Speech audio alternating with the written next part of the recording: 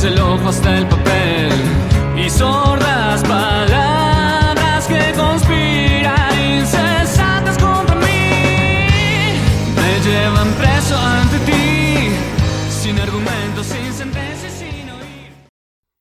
Hola, ¿qué tal a todos? Vamos a continuar con el curso y esta vez vamos a estar hablando del tema de quimiotaxis.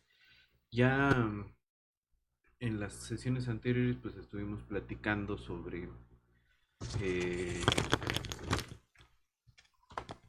patrones emergentes, ¿no? Y en quimiotaxis también se dan este tipo de patrones emergentes. Una vez que veamos una de las formas de modelar este fenómeno, pues nos vamos a dar cuenta más o menos cuál es la explicación matemática de estos fenómenos emergentes. Pero primero hay que hablar de qué cosa es la quimiotaxis, ¿no? Entonces, cuando hablamos de quimiotaxis, estamos hablando de un movimiento de células o de bacterias o de bichos que está provocado por la concentración de algún químico. La concentración de algún químico en el medio cercano donde está el bicho, ¿no? Esa concentración va a provocar el movimiento y no solo va a provocar el movimiento, ¿no? Como que prende la motilidad del bicho, sino que además el movimiento va a ir dirigido a la zona de más alta concentración, ¿no? La dirección preferente es la zona de más alta concentración del químico. Eh, entonces, algunos ejemplos de estos pues, son, por ejemplo, algunas bacterias en la presencia de azúcar, ¿no? De cristales de azúcar, los el movimiento de los espermatozoides de algunas especies es quimiotáctico. Eh, Algunas células del sistema inmune, los neutrófilos, se sabe que se mueven de, siguiendo un mecanismo quimiotáctico. Eh, la inflamación que sigue a una herida, ¿no? Y que se debe al movimiento de algunas de estas células del sistema inmune, ¿no? La respuesta inflamatoria es un fenómeno quimiotáctico. La curación de heridas podemos verlo como una cosa quimiotáctica. Este, el movimiento de las hormigas es quimiotáctico. Y hay una cosa muy interesante de las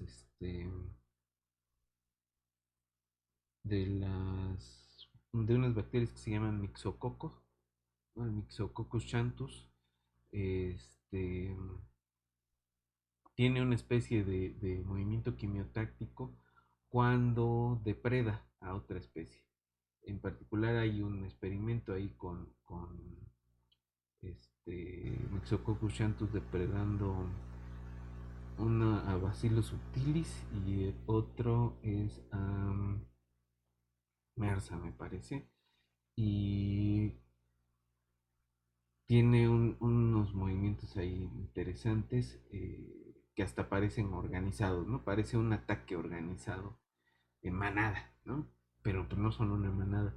Y ahí hay dos vías de explicación. Una es que hay una especie de red química que este, les permite algún tipo de comunicación al Mixococcus xanthus, pero además van siguiendo preferentemente la dirección donde se concentran más las, las bacterias del otro tipo, ¿no?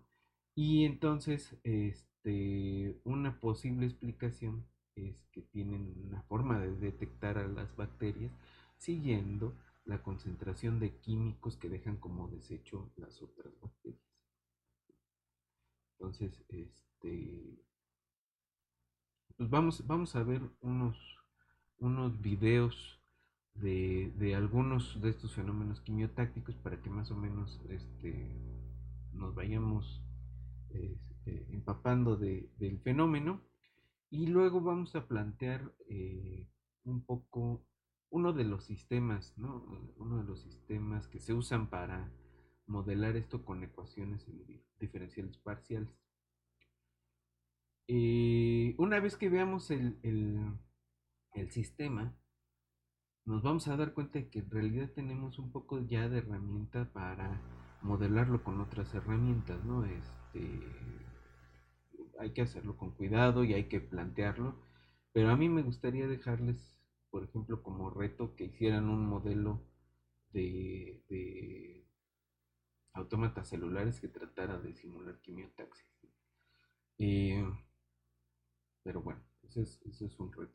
Vamos a tratar de hacer aquí un modelo en agentes que simule primero quimiotaxis y luego aproximarnos al otro fenómeno con el Myxococcus xanthus que se llama predataxis, ¿no? Que ahí hay que combinar dos cosas interesantes, que es este fenómeno quimiotáctico y por otro lado una interacción de depredador y presa, ¿no?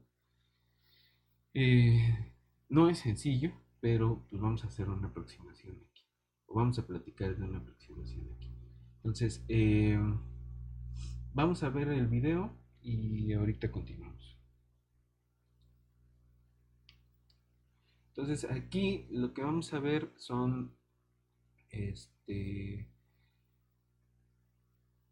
neutrófilos eh, que se conducen hacia las zonas de alta concentración de un cultivo de salmonela, ¿no?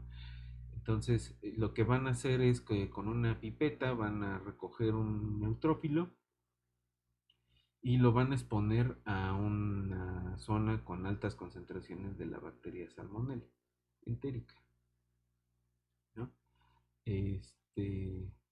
Pues ahí está, y fíjense cómo empieza a buscar a las bacterias para fagocitarlas, ¿no? Este, Más adelante vamos a ver un video donde se les deja andar ahí y fagocitan a todo el cultivo ¿no? Ahí ya los fagocitaron, los lograron alcanzar, ¿no? Eh, la duración del experimento pues fueron 20 minutos, ¿no? Eh, este es otro ejemplo, ¿no? Está un poco más lejos, pero sigue buscando, ¿no? En el espacio que tiene la zona de más alta concentración de la bacteria esta de salmonela y trata de moverse hacia esa región, ¿no? Igual es un experimento de aproximadamente 20 minutos. Eh, Ahí está la referencia, ¿no? Este es un video de un artículo que salió en Plus One. Estas son otras bacterias, estas son ciliadas. Y esa cosa que se ve en el centro es un cristal de azúcar. Y entonces, fíjense cómo se va moviendo hacia la parte donde está más concentrada. Esto es otra vez neutrófilos comiéndose bacterias. Este, y son varios, ¿no? Entonces aquí hay unos que ya están fagocitando, del lado izquierdo hay unos que ya están fagocitando bacterias y otros que no se alcanzan a mover porque no están tan cerca de la concentración grande, ¿no? Eh, pero otra vez, el movimiento va dirigido hacia las zonas de alta concentración. Esta es ese mismo experimento, pero es una micrografía y luego está reconstruida en 3D, ¿no? Y en rojo se ven las bacterias y en verde brilloso están los neutrófilos, ¿no? Y esto ya es una micrografía del momento en donde ya están fagocitadas las bacterias.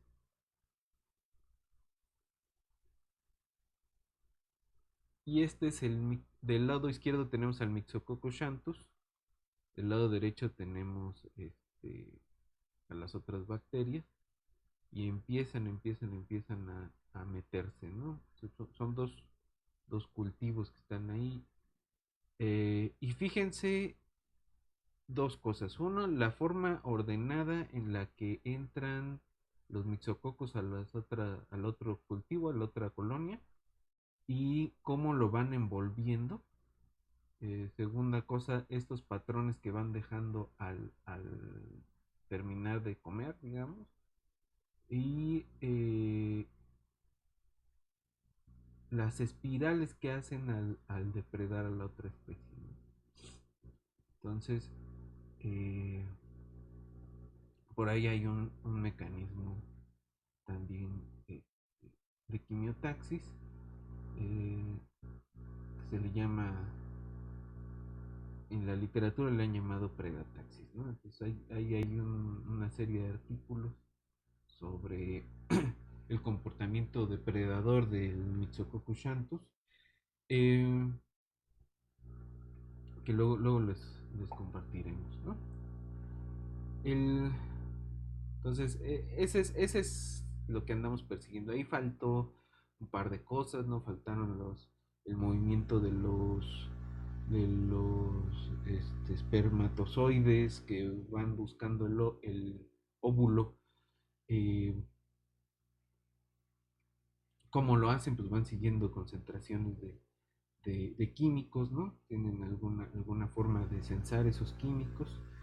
Eh, pero hay una diferencia entre lo que hemos estado viendo y lo de Mixococo, ¿no? Los Mixococo pues están bien organizados, y aunque el movimiento quimiotáctico de, por ejemplo, los neutrófilos es parecido en cierto sentido, eh, no es tan organizado como el de los Mixococcus xanthus.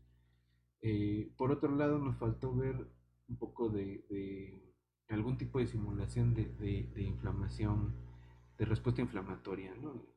Con esta misma idea de que las células del sistema inmune pueden sensar el ambiente y pueden dirigirse o pueden tener una respuesta quimiotáctica hacia alguna concentración de algo, ¿no? Entonces, en las siguientes sesiones, pues vamos a ver con cuidado los casos, ¿no? Del sistema inmune, bueno, un poco del sistema inmune, un modelo del sistema inmune muy sencillo, eh, que tiene que ver con respuesta inflamatoria. Vamos a ver movimiento quimiotáctico de unas amibas y eh, predataxis, ¿no? Lo veremos con suficiente cuidado, pero ese es como el plan, ¿no? Ahora me gustaría ir un rato al pizarrón a garabatear un poco sobre las ecuaciones que vamos a estar revisando, y supongo que con eso tendríamos suficiente para el día de hoy. Y en la siguiente sesión empezaremos a ver algunas variantes de esa misma ecuación, ¿no? Un poco de la parte matemática, no tan excesivamente formal, pero sí algunas propiedades que podemos modificar, nada más modificando algunos de los parámetros que no necesariamente son fijos. Eh, pues tienen otra forma las ecuaciones y tienen otra interpretación, ¿no? Hoy podríamos abordar un poquito de eso, pero creo que sería mejor verlo con cuidado para otra sesión. Entonces, si hoy llegamos a plantear las ecuaciones de Keller-Segel, pues ya sería lo que avanzaríamos el día de hoy. Entonces, vámonos al pizarrón y continuamos.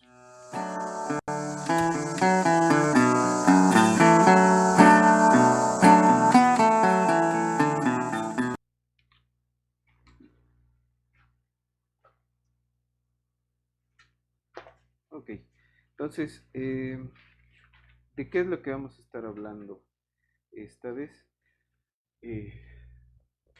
Pues vamos a empezar con ecuaciones de reacción-difusión. Ya hablamos de eso en clases anteriores.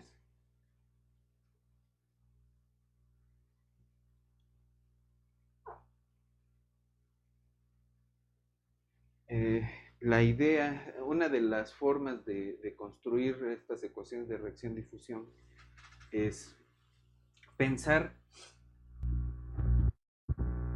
en que las moléculas de las que estamos hablando eh, son una especie de eh, caminantes aleatorios, ¿no? Eh, Empezamos con caminantes aleatorios en una sola dimensión y en el límite eso se ve como una ecuación de ondas, ¿no? Y en varias dimensiones esa es una ecuación de difusión. Este, entonces, en las ecuaciones de reacción-difusión pues tenemos dos procesos, ¿no? Esto donde están chocando las moléculas, que es la parte reactiva, y que básicamente lo modelamos con alguna función no lineal y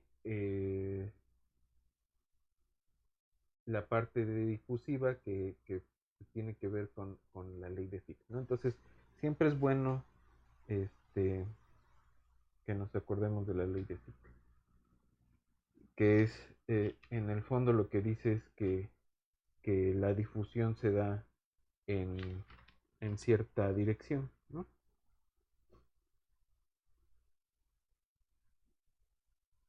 ¿No? Que es que el flujo ¿no? El flujo se va a dar en la dirección de máxima concentración, que es donde eh, hacia menos el gradiente de la concentración, ¿no? Donde C es la concentración y el flujo a veces lo escriben como J, ¿no?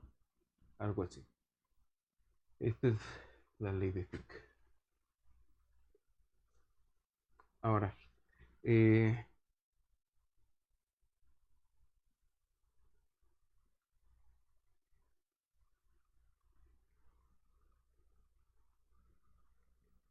¿qué es lo que vamos a tener? Este,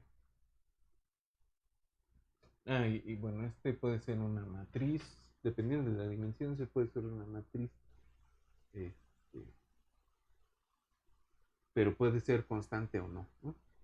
Cuando es constante, pues se le llama que es un fenómeno difusivo, ¿no? Y cuando no es constante, cuando es una función, pues se le llama una difusión anómala y corresponde con otro tipo de explicación que es un poco más, buscando un poco más de realismo, ¿no?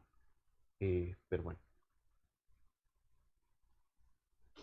Entonces, ¿qué vamos a perseguir de momento? Pues una idea de tener alguna ley de conservativa, ¿no? Eh, y lo que quisiéramos conservar, pues es el, el, lo siguiente, ¿no? Tenemos la cantidad de material, que es la integral sobre cierto volumen de la concentración de un químico. Esta quisiéramos ver cómo cambia en el tiempo. Y la respuesta es que eso se conserva en el siguiente sentido. Esto es como el flujo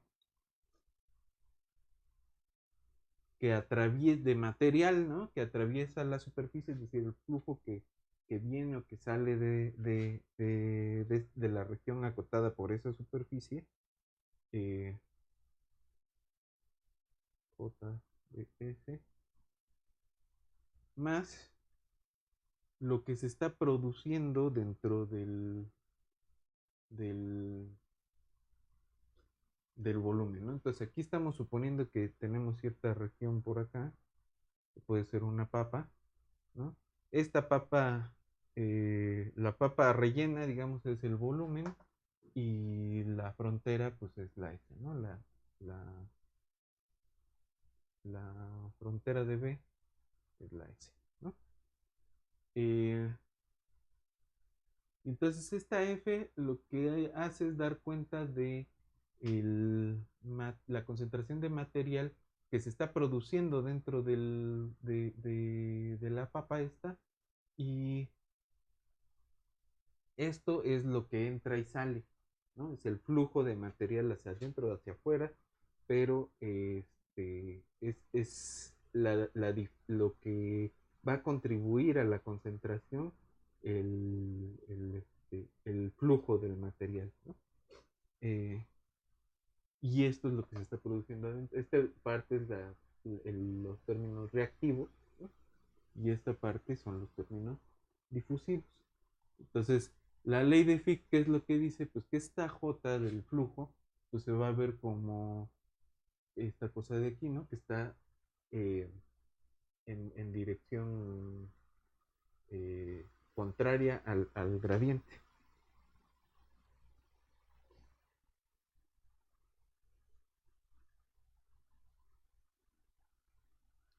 Ahora,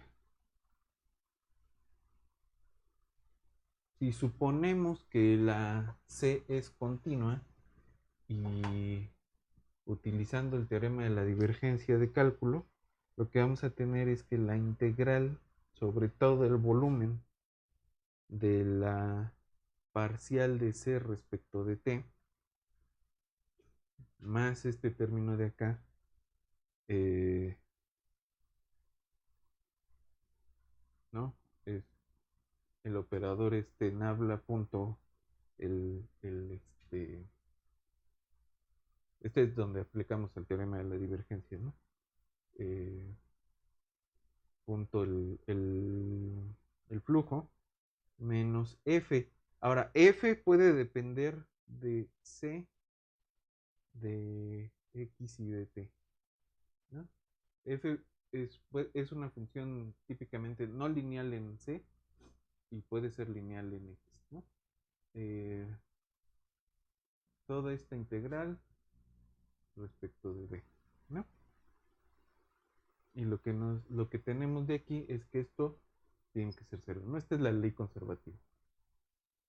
Eh, quiere decir que la concentración se puede, la concentración del químico puede reducirse a lo que se produce en una reacción y a lo que se difunde a través de la frontera de la región que estamos estudiando, ¿no? Eh,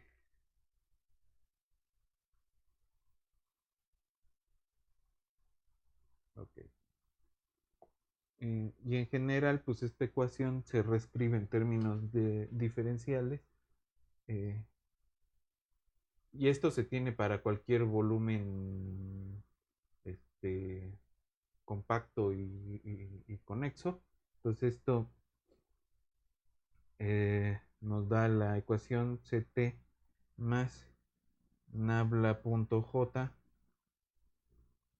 igual a f de c x y t. Y esta, cuando este flujo es un flujo difusivo, es una ecuación de difusión, ¿no? Eh, entonces, en el caso difusivo, siguiendo la ley de Fick, vamos a tener finalmente que ese parcial respecto de t eh, es igual a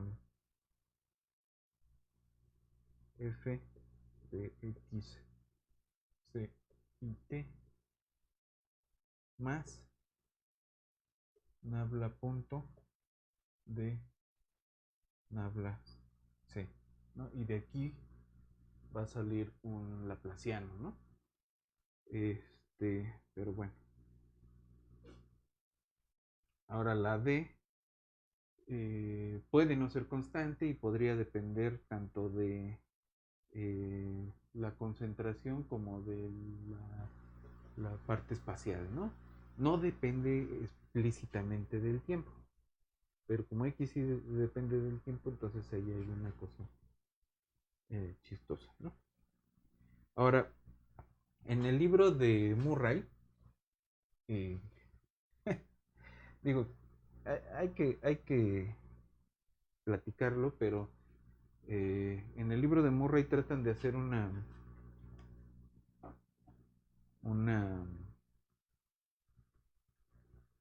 parte como de aplicarlo a algún tipo de fenómeno ecológico.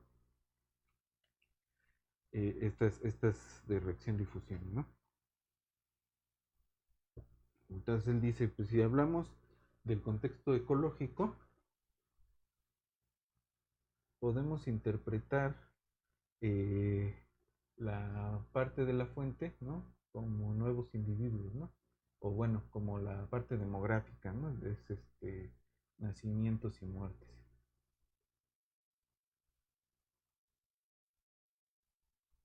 ¿No? Es lo que ocurre con nueva materia nacida dentro del sistema, eh, nacida, ¿no? La materia que se está generando dentro del sistema y que este, también se está degenerando dentro del sistema, ¿no? Eh, y el C, pues es la densidad de población. Dice, pues la población es N, ¿no?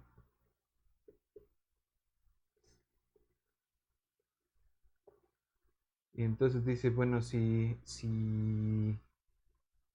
tu población tiene crecimiento logístico,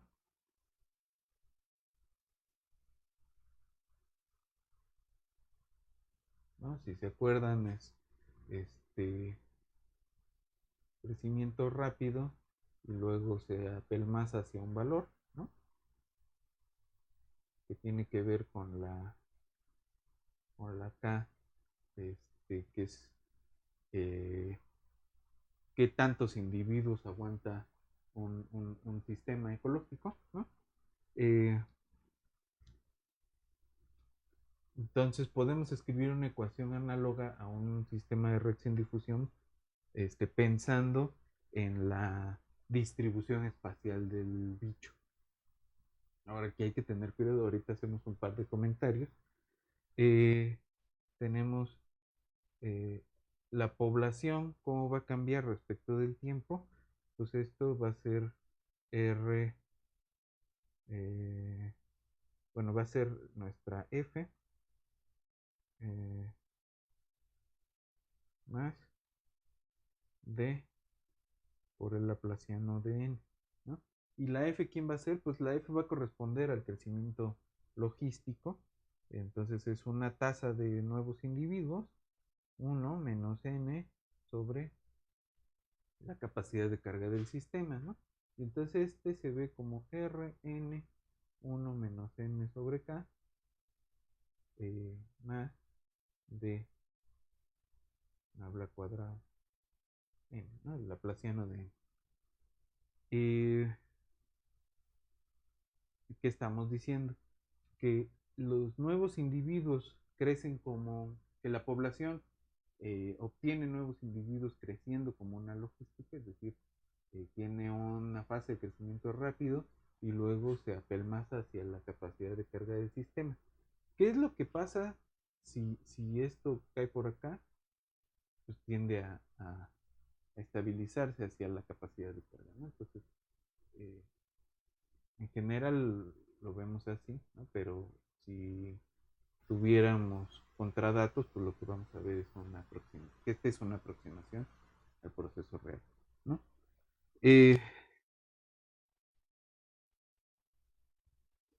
Ok. ¿Y qué es lo que estamos diciendo de este lado? Y esa es la parte fuerte, ¿no? Que se va, que la distribución espacial del bicho, o bueno, que va a haber nuevos bichos porque se mueven hacia donde hay más bichos, ¿no? no quieren estar solos, van a donde están los demás. No todos los bichos funcionan así, pero digamos, esto modela de alguna forma esos bichos. ¿Quiénes sí funcionan así? Algunos insectos, ¿no? Algunas poblaciones de insectos, o varias poblaciones de insectos, siguen una cosa de este estilo. ¿Y cómo persiguen a sus compañeros? Pues depende, ¿no? Allí algunos tienen, como las hormigas, una cosa quimiotáctica y otros pues van percibiendo de distintas formas, ¿no? Eh, pero bueno,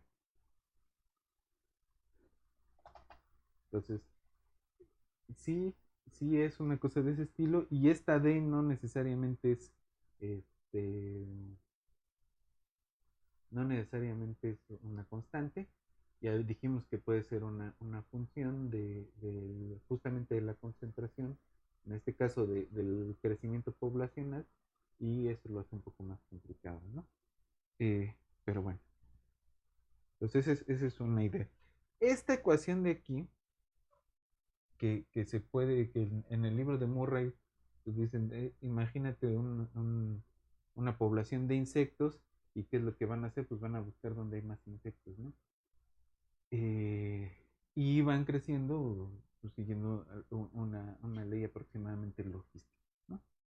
Pero además esta ecuación de aquí es la ecuación de Fisher-Kolmogorov, que tiene que ver con cómo es que algunos genes eh, perduran, ¿no? En las generaciones, este, con una ley de este tipo, ¿no? Entonces, eh, si nos da tiempo, podemos estudiar un poco la ley de Fisher-Kolmogorov en genética, pero pues también sigue un proceso de este estilo, ¿no? Entonces, bueno, lo que nosotros queríamos ver es, bueno, pensar en concentraciones de químicos, ¿no? Propiamente.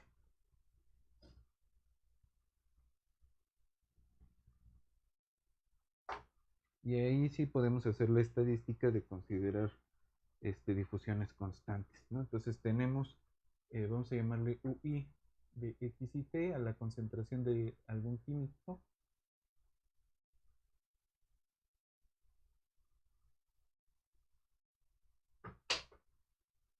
de una sustancia, digamos, eh, y de ahí es su coeficiente de difusión, ¿no?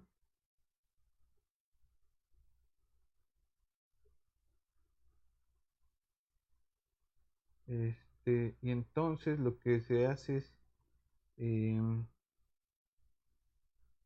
U es el vector de UIs y D es la matriz diagonal de las DIs, ¿no? Cuando ese es constante y además cuando no hay una difusión cruzada, ¿no? Es decir, cuando no se difunde una sustancia en la otra, ¿no?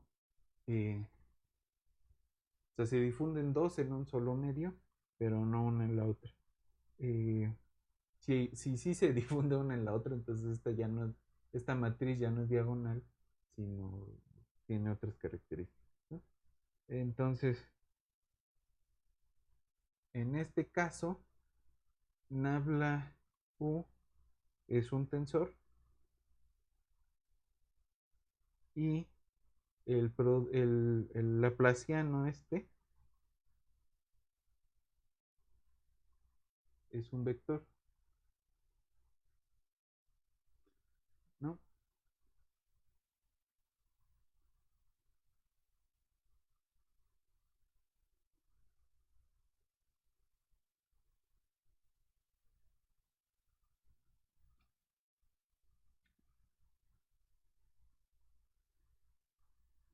Ahora, uno de las aplicaciones de esto, ya medio lo platicamos en una ocasión anterior, es los mecanismos de Turing, ¿no? Cuando hablamos de mecanismos de Turing, pues tenemos dos sustancias químicas que se difunden con coeficientes de difusión distintos. No hay difusión cruzada, pero esa diferencia entre los coeficientes de difusión pues va generando patrones emergentes en el sistema, ¿no? Ok.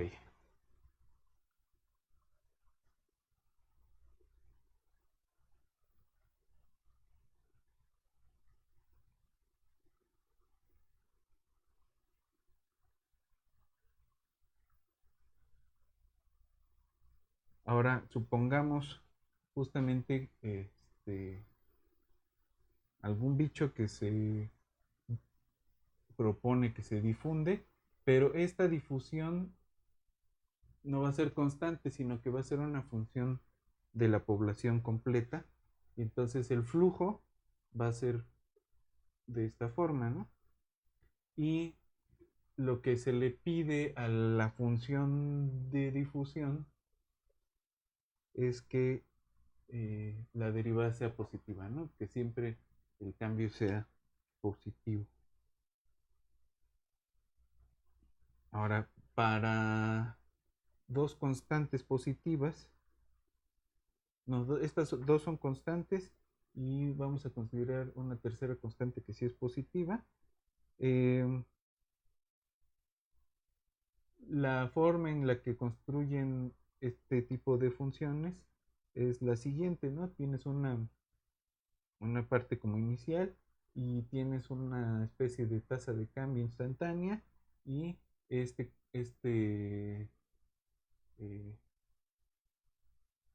esa m que te va diciendo qué tanto le afecta ¿no?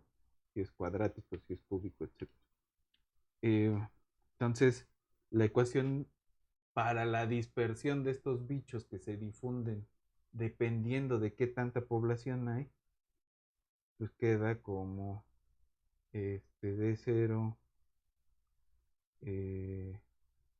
nabla punto n sobre n0 m,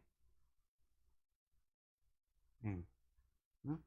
Que esto en una, si pensamos que esto lo podemos reducir para visualizar a una sola dimensión, entonces esto es una ecuación que se ve de esta forma. Nx y todo esto respecto de x, ¿no?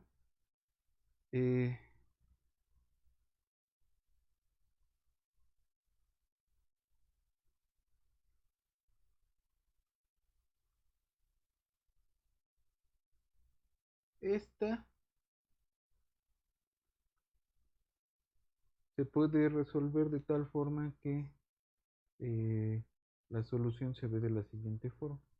Gamma de t a la menos 1 por 1 menos x sobre r0 gamma de t cuadrado todo a la raíz emésima.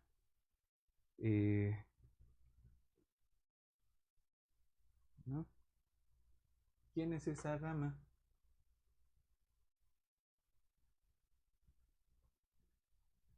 La gama es simplemente t sobre t0 a la 1 sobre 2 más m. R0 es Q, que es el número inicial de bichos, no, M0 es Q. Esta función gamma que ya conocen de funciones especiales, 1 sobre m más 3 medios, pi a la 1 medio n0 gamma 1 sobre m más 1.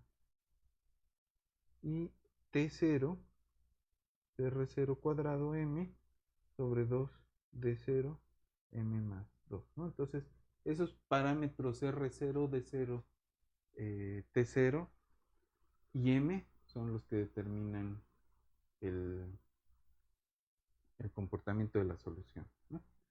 Que no es trivial. Bueno. Ahora, quimiotaxis. Siguiendo un poco estas mismas ideas, ¿cómo planteamos un modelo para una población o para una sustancia que se va a mover, que su flujo va a estar en la dirección de la concentración de otra cosa, ¿no? En la dirección de máxima concentración de la otra cosa, ¿no? La idea es que vamos a tener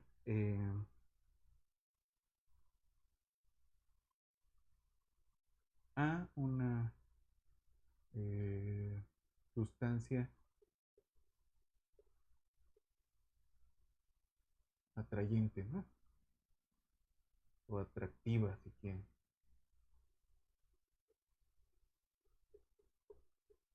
El atractante le dicen atractante en inglés.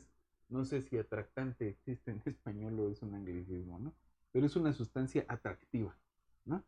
Eh, entonces, el flujo, ¿cómo lo vamos a modelar? El flujo depende de la población, ¿no? Depende de esta guía, es la concentración de la sustancia atractiva. Eh, y va a depender de dónde está esa, esa, este, del gradiente de la, ¿no?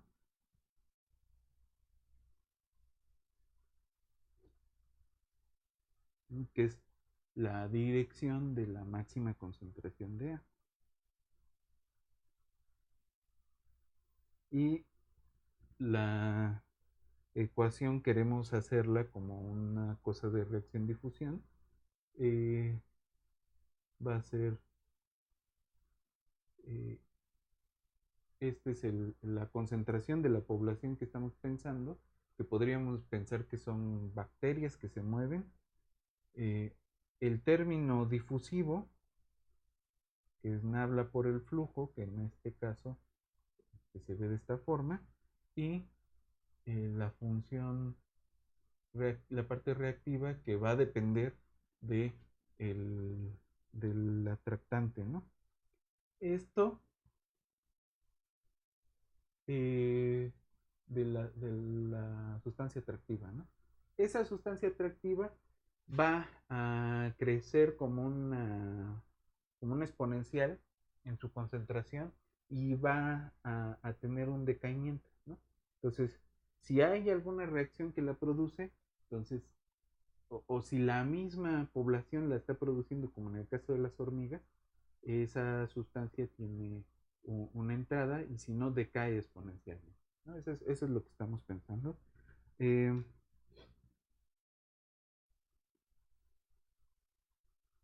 pero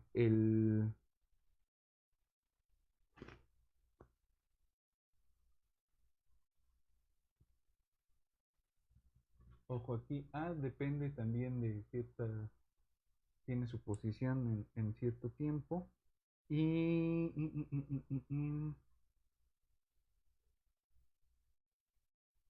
el flujo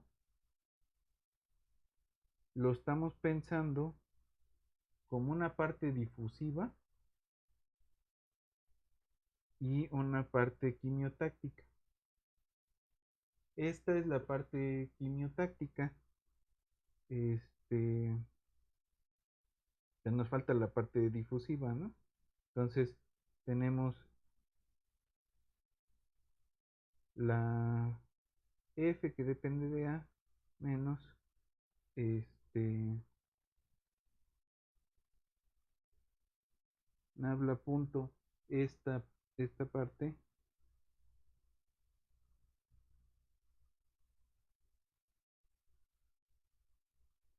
¿no? Que aquí vamos a tener un laplaciano de A más la parte difusiva,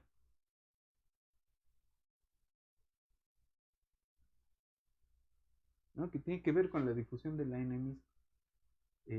Ahora, esta difusión puede estar provocando la producción de más sustancia atractiva, ¿no? En el caso de feromonas, por ejemplo. Y entonces, esta es la ecuación de reacción, difusión. Si A es generada por la población, entonces básicamente lo estamos considerando en términos de N. Entonces, reacción, difusión, quimiotaxia, ¿no? Esa es la ecuación que estamos persiguiendo. ¿Cómo vamos a llegar a la de Keller-Segel? Es de la siguiente forma. La pregunta es cómo modelamos la A. Y con eso terminaríamos el día de hoy, ¿no? La A cambia con el tiempo como una función que depende tanto de sí misma como de la N, y tenemos un término difusivo para la A, ¿no? Entonces, la A también sigue una ecuación de difusión, ¿no? Entonces, vamos a tener esos dos términos. ¿Qué es lo que se espera? Esta G es un término cinético y se espera que la difusión de la A sea mayor que la difusión de la D. Se parece, ¿no? En ese sentido al mecanismo de Turing. Eh,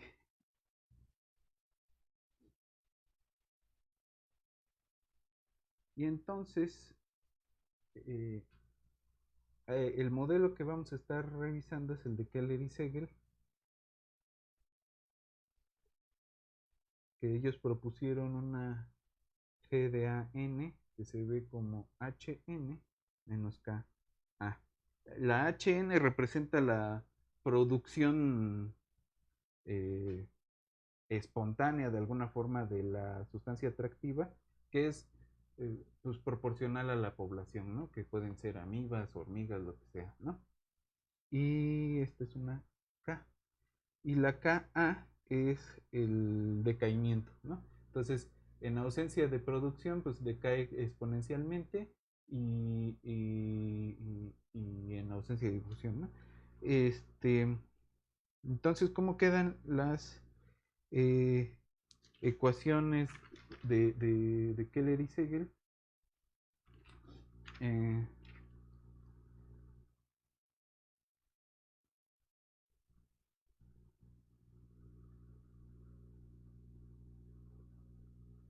Son n de t, una de nxx. Aquí vamos a hacer una simplificación fuerte, que es que fn es 0 y que la xi de a es una constante mayor que 0. Entonces esto es la segunda de esta, xi0 n a x x, y a sub t es hn menos ka más la difusión a más esta parte, ¿no? Entonces esa es como la versión más simplona, pero en la versión un poco más general la podemos escribir simplemente como n de t, n sub t es el laplaciano de n menos la divergencia de n nabla a, y a sub t es el laplaciano de n, de a, perdón, menos alfa a más n, ¿no? Esta es como la versión más general del mecanismo de Keller-Segel, que vamos a estar manipulando en las siguientes sesiones para ver otro tipo de modelo para quimiotaxis, ¿no? Que tiene que ver con dos ecuaciones muy interesantes de la física matemática. Una es las ecuaciones de Fokker-Planck, deterministas, y la otra es las ecuaciones de hidrodinámica, ¿no? Entonces, no son problemas triviales, no son problemas que vamos a agotar en estas sesiones. Me gustaría nada más mostrarles pues, la interpretación de esas cosas, y nos iríamos hacia la computadora otra vez, hacia darle la vuelta a estos problemas. Entonces, la dejamos aquí por hoy y nos vemos en la siguiente sesión. My mom was a tailor. She sewed my new blue jeans. My father was a gambling man down in New Orleans.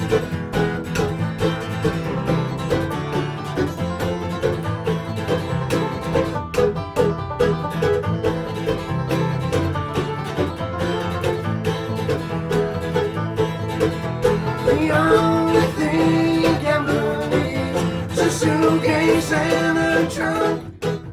The only time my mom was a tailor. She sewed my new blue jeans. My father was a gambling man down in New Orleans.